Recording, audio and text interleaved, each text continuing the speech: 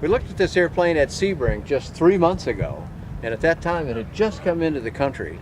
Now we've got some fresh news. I'm Dan Johnson. I'm talking to Walter de la Nebbia, and we got some news about the Groppo Trail with the wonderful folding wing design. We saw all that before. What's the news you got for us, Walter? Well, in the last 3 months we got the FAA certification, so now the Groppo Trail is SLSA certified, and now we are proceeding to certify also the kit for the 51% rule. When did you get the approval?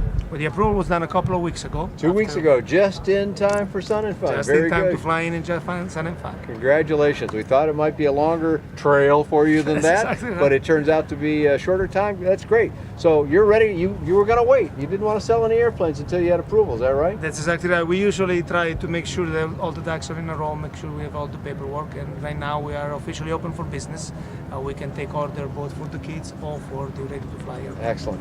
That's cool news. What kind of delivery times are we looking at? Say someone at the show wanted an airplane. The delivery time is we guarantee it within 6 months. Sometimes is much earlier.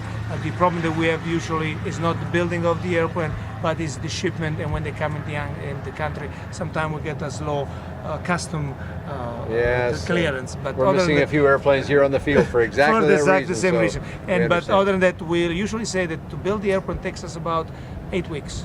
So after that, it's only a question of having it delivered.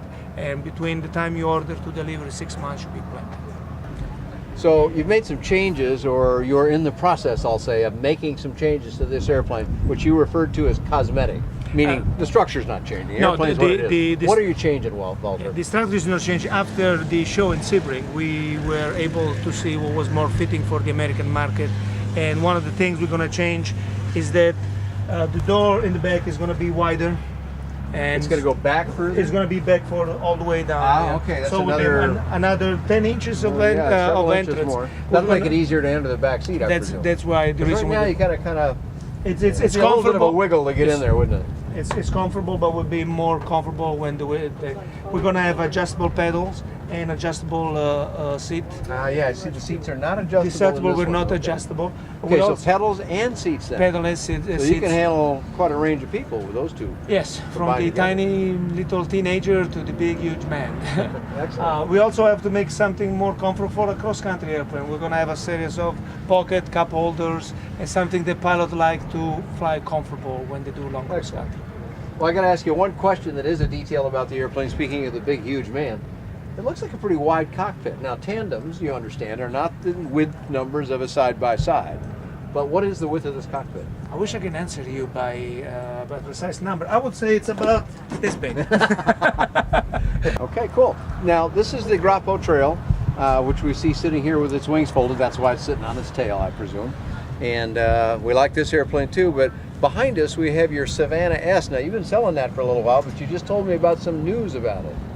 The Savannah S has been tested, and now we are approved for a new maximum takeoff gross weight, which is the 1320 maximum for the LSA for land configuration. And what did that change it? What was it? And so how much more did it get now?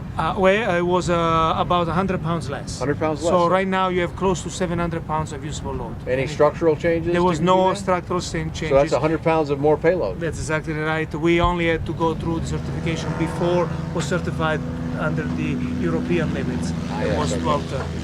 Okay. All right, so some fresh news about the Savannah S, produced by I.C.P. and sold in the United States by Walter de la Nebbia. Your company name, and where do we find you on the website? Well, we are on I.C.P. North America, or we are at GroppoNorthAmerica.com. Okay, for the two companies you represent, we'll put that up on the screen.